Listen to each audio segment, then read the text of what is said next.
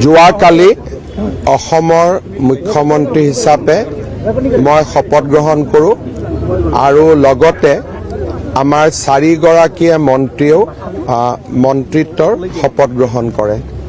আমি সকলোৱে জানো যে আধুনিক অসমৰ ৰূপকাৰ আৰু আধুনিক অসমখন নিৰ্মাণৰ বাবে অসমৰ সুৰক্ষা আৰু বিকাশৰ কাৰণে ভাৰত ৰত্ন লোকপ্ৰিয় গোপীনাথ বৰদলৈ ডাঙৰীয়াই জীৱন জুৰি সাধনা কৰিছিল, সাগৰ সমান বৰঙণি আগবঢ়াইছিল। ভাৰতীয় জনতা পাৰ্টিৰ চৰকাৰখনৰো লক্ষ্য হৈছে সুৰক্ষা আৰু বিকাশ। স্বাধীনতাৰ প্ৰাকক্ষণত আৰু স্বাধীনতাৰ ঠিক পৰৱৰ্তী সময়ত ভাৰত ৰত্ন লোকপ্ৰিয় গোপীনাথ বৰদলৈ ডাঙৰীয়ায়ো অসম আৰু অসমীয়াৰ সুৰক্ষা আৰু বিকাশৰ বাবে কাম কৰিছিল। আমাৰ চৰকাৰখনে আনুষ্ঠানিকভাৱে কাম কাজ আৰম্ভ কৰাৰ প্ৰাক মুহূৰ্তত আজি আমি সকলোৱে ভাৰত ৰত্ন লোকপ্ৰিয় গোপীনাথ বৰদলৈ ডাঙৰীয়াৰ সমাধিলৈ আহি তেখেতৰ প্ৰতি আমাৰ সশ্ৰদ্ধ প্ৰণিপাত আৰু শ্ৰদ্ধা আগবঢ়ালোঁ। আমি তেখেতৰ পৰা আশীৰ্বাদ বিচাৰিছোঁ যে তেখেত য'তেই আছে তাৰ পৰা আমাক আশীৰ্বাদ দিয়ক, যাতে অসমৰ সুৰক্ষা আৰু অসমৰ বিকাশৰ বাবে আমি কাম কৰি যাব পাৰোঁ। অসম আৰু অসমীয়াক সুৰক্ষিত কৰা আৰু আমাৰ ৰাজ্যখনক বিকাশৰ এক অনন্য স্তৰলৈ লৈ যোৱা, ইয়ে হৈছে আমাৰ সপোন।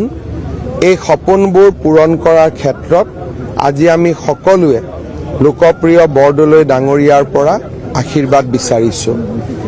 আজি আমাৰ 2টা বজাত অসম চৰকাৰৰ প্ৰথম কেবিনেট বৈঠক আৰম্ভ হ'ব, অৰ্থাৎ কাৰ্যত আজিৰ পৰাই চৰকাৰখনে কাম আৰম্ভ কৰিব।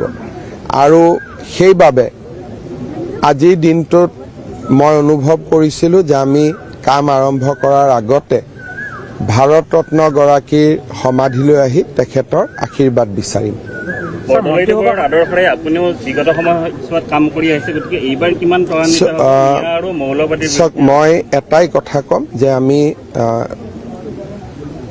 গোটেই কথাখিনি ইতিবাচকভাৱে ক'ম যে অসমৰ সুৰক্ষা আৰু অসমৰ বিকাশ, অসম, অসমীয়া আৰু ভাৰতীয়, এই অসমৰ 4 সীমাৰ ভিতৰত যাতে আমি সদায় সুৰক্ষিত হৈ থাকিব পাৰোঁ আৰু বিকাশৰ গংগা নমাই আনিব পাৰোঁ, সেয়ে হৈছে আমাৰ দায়িত্ব। আৰু আমাৰ কাম কাজত ইয়াৰ প্ৰতিবিম্ব বা ইয়াৰ প্ৰতিফলন আপোনালোকে দেখা পাই থাকিব। আপোনালোকে অনাগত দিনত আমাৰ কাম কাজবিলাক চাই থাকিব আৰু কামে কথা ক'ব, কথাৰেতো একো লাভ নহ'ব, গতিকে কামে কথাবোৰ কৈ যাব। আমাৰ নিৰ্বাচনী ঘোষণা পত্ৰ আমি হাতে কামে ৰূপায়ণ কৰাৰ ক্ষেত্ৰত আমি প্ৰতিশ্ৰুতিবদ্ধ।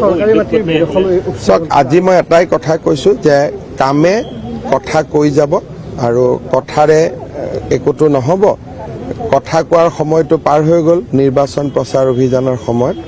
এতিয়া কথা ক'লে মানুহে বেয়া পাব, এতিয়া মানুহে কাম চাব বিচাৰিব। সমগ্ৰ ভাৰতৰ দৃষ্টি অসমৰ ওপৰত আছিলে, সকলো উদ্যোগপতি আছিলে, গতিকে বিকাশৰ ধাৰাটো এইবাৰ কিমান ত্বৰান্বিত হ'ব? যোৱাকালি শপত গ্ৰহণ অনুষ্ঠানত NDA আৰু NDAৰ বাহিৰৰো মুখ্যমন্ত্ৰী সকলে বা NDAৰ বাহিৰৰ ৰাজনৈতিক দলেও যোৱাকালি আমাৰ শপত গ্ৰহণ অনুষ্ঠানত অংশগ্ৰহণ কৰিছিল। ভাৰতৰ উদ্যোগপতি আৰু অসমৰ আধ্যাত্মিক গুৰুসকল আৰু তাৰ লগতে আমেৰিকাৰ দৰে ৰাষ্ট্ৰদূত পৰ্যন্ত গোটেই শপত গ্ৰহণ অনুষ্ঠানটোৱে অসমে যোৱা 5 বছৰ যি ভাৰতবৰ্ষৰ প্ৰেক্ষাপটত এক অভূতপূৰ্ব শক্তিৰ ভাণ্ডাৰ হৈ পৰিছিল, তাক যোৱাকালিৰ শপত গ্ৰহণ অনুষ্ঠানটোৱে প্ৰতিনিধিত্ব কৰিছিল। শপত গ্ৰহণ অনুষ্ঠানটোৱে আজি ভাৰতৰ ৰাজনৈতিক প্ৰেক্ষাপটত অসমৰ স্থান ক'ত তাক সমগ্ৰ দেশবাসীৰ সন্মুখত পৰিচয় কৰাই দিছিলে। বাকী কি হ'ব কি নহ'ব আমাৰ নিৰ্বাচনী ঘোষণাপত্ৰখন আপোনালোকৰ সন্মুখত আছে। লাহে লাহে আমি কামবিলাক কৰি গৈ থাকিম আৰু যি ধৰণে চৰকাৰখন যিহেতু নতুন নহয়, ই এটা কণ্টিনিউটি, গতিকে আমি নিজৰ কামবিলাক যেনেকৈ আগত কৰিছিলোঁ তেনেকৈ আমি কৰি গৈ থাকিম। অকণমান অহা 21 তাৰিখৰ পৰা অসম বিধানসভাৰ অধিৱেশন অনুষ্ঠিত হ'ব। বিধায়কসকলে শপত গ্ৰহণ কৰিব আৰু আজি আমি কেবিনেটত বিধানসভা কেইদিন চলিব, কি কাৰ্যসূচী হ'ব গোটেইখিনি ঠিক কৰিম আৰু মন্ত্ৰীসভাৰ সম্প্ৰসাৰণ আদি বিষয়বোৰ আমি বিধানসভাৰ ঠিক পিছত হাতত ল'ম। মই ভাবোঁ যে আজি এটা গোপীনাথ বৰদলৈ ডাঙৰীয়াৰ সমাধিৰ সন্মুখত ইয়াত বহুত বেছি ৰাজনৈতিক কথা কোৱাটো ঠিক নহয় আৰু গোটেই সকলো মানুহে শপত গ্ৰহণ অনুষ্ঠানত আহিছে। যাৰ মনত আহিব ইচ্ছা আছে সি ৰাস্তা বনাই ল'ব, গতিকে নহ'লে টিভিৰ পৰা চাইছে যদিও একেই সমাৰোহত চামিল হোৱাটোকে বুজায়। কাৰণ আমাক কিমান মানুহে ভোট দিছে, 1 কোটিৰ ওপৰত মানুহে ভোট দিছে, সকলোতেতো আহিব পৰা নাই। টিভিত চাই আমাক আশীৰ্বাদ দিছে, গতিকে আশীৰ্বাদটোহে আচল কথা। হ'ব।